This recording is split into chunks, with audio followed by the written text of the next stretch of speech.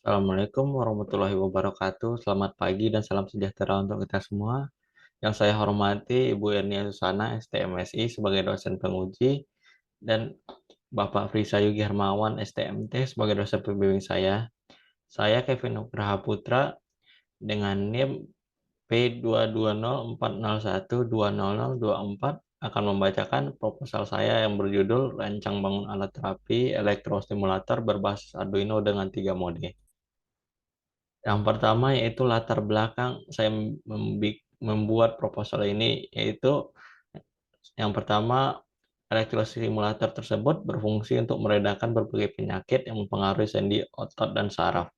Kemudian untuk mengembangkan penelitian yang sebelumnya dan mengurangi penyebaran COVID-19 dengan menggunakan touchless button. Penelitian sebelumnya. Penelitian yang pertama dilakukan oleh Muhammad Bagus Setia Ramadan yang mana berjudul Prototipe Elektrostimulator dengan Otomatisasi Parameter Terapi. Yang mana pada alat ini prototipe dapat melakukan penyimpanan database dan mengubah data pasien menggunakan laptop yang terhubung ke alat dengan kabel serial. Kedua, tegangan yang digunakan elektrostimulator adalah 2,8 volt. Yang ketiga, frekuensi yang digunakan elektrostimulator adalah 100 Hz untuk penyakit artritis, bursitis, fibromialgia, dan muscle strain. Keempat, waktu minimal yang digunakan alat elektrostimulator adalah 10 menit untuk artritis dan 5 menit untuk bursitis, fibromialgia, dan muscle strain. Selanjutnya penelitian oleh Amanullah Yusuf Firas Budi Utomo yang berjudul Rancang Bangun Elektrostimulator dan Infrared terkoordinasi oleh Arduino Uno dengan fitur history alat pada Telegram.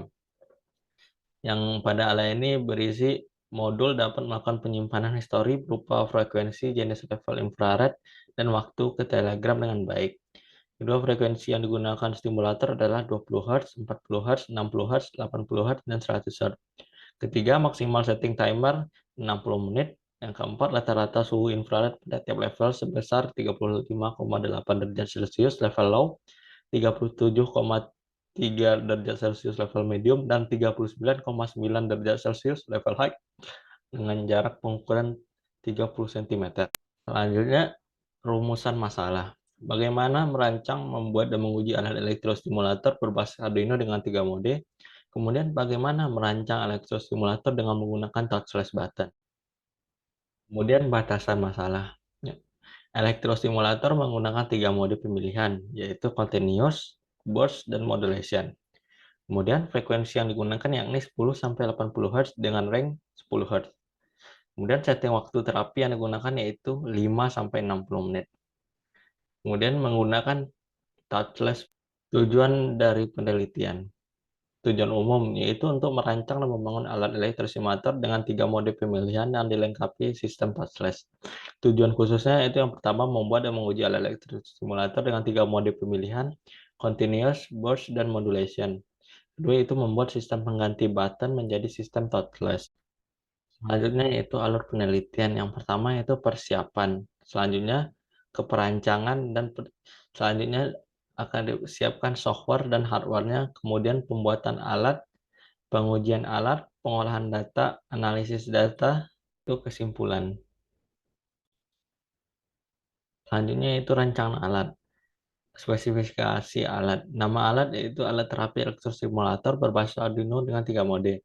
Dengan suplai tegangan kurang lebih 5 volt DC, display LCD 20x4, mikrokontrolernya itu Arduino Atmega 328P, sensor buttonnya PDS 9960 dengan setting frekuensi 10-80 Hz, setting waktu 5-60 menit, dan setting mode continuous burst modulation.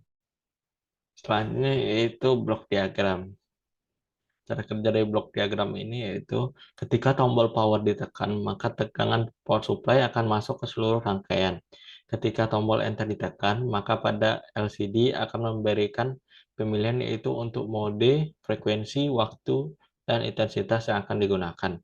Kemudian setelah selesai melakukan pemilihan, kemudian tombol start ditekan, maka microcontroller akan bekerja dan menjalankan perintah yang akan diberikan. Pembangkit gelombang bekerja untuk menghasilkan frekuensi seperti apa yang diinginkan dan kemudian dikirim ke pengatur intensitas untuk memasukkan intensitas sesuai dengan pemilihan. Driver mode terapi bekerja untuk menentukan mode yang akan digunakan. Selanjutnya dikirim ke elektroda. Pada LCD akan menampilkan frekuensi, mode, dan waktu. Setelah waktu terapi selesai, maka alat akan berhenti menghasilkan stimulasi listrik dan buzzer akan berbunyi. Selanjutnya ini itu flowchart. Yang pertama mulai, kemudian inisialisasi LCD, kemudian pemilihan mode, frekuensi, intensitas, dan waktu, kemudian akan tampil di LCD dan akan memulai proses terapi, dan tekan tombol reset apabila iya, maka akan mengulang kembali ke inisialisasi LCD dan mengulang kembali untuk pemilihan mode, frekuensi, dan waktu. Apabila tidak, maka alat akan selesai bekerja. Selanjutnya itu tabel uji fungsi. Yang pertama itu untuk pengujian switch on off, apakah yang berfungsi untuk menghidupkan atau mematikan alat, apakah berfungsi dengan baik atau tidak. Kemudian display LCD untuk menampilkan pemilihan mode, frekuensi, dan waktu, apakah berfungsi dengan baik atau tidak. Kemudian sensor buttonnya untuk memilih mode, frekuensi, dan waktu yang akan diinginkan, apakah berfungsi dengan baik atau tidak. Selanjutnya itu tabel pengukuran frekuensi. Pengukuran frekuensi akan dilakukan percobaan sebanyak 10 kali, yang mana rata-rata adalah hasil pembagian jumlah data yang diambil dengan banyaknya pengambilan data. Kemudian koreksi. Koreksi adalah selisih dari rata-rata nilai yang diinginkan dengan nilai yang diukur. Selanjutnya yaitu jadwal pengujian. Yang pertama itu penentuan judul dalam penyusunan proposal KTI akan dilaksanakan dari bulan Oktober sampai Desember tahun 2022. Kemudian pendaftaran proposal bulan Januari 2023, sidang proposal dilakukan pada Januari 2023, pengurusan etik akan dilakukan pada Januari 2023, pembuatan alat akan dilaksanakan dari bulan Maret sampai bulan Juli 2023, analisis data akan dilaksanakan dari bulan Maret sampai Juli 2023, penyusunan KTI dari bulan Maret sampai Juli 2023, pendaftaran sidang alat KTI dari bulan Maret sampai bulan Juli 2023, kemudian sidang alat KTI dari bulan Maret sampai bulan Juli 2023. Sekian penjelasan dari proposal saya. Apabila salah kata, saya mohon maaf. Saya sudahi. Assalamualaikum warahmatullahi wabarakatuh.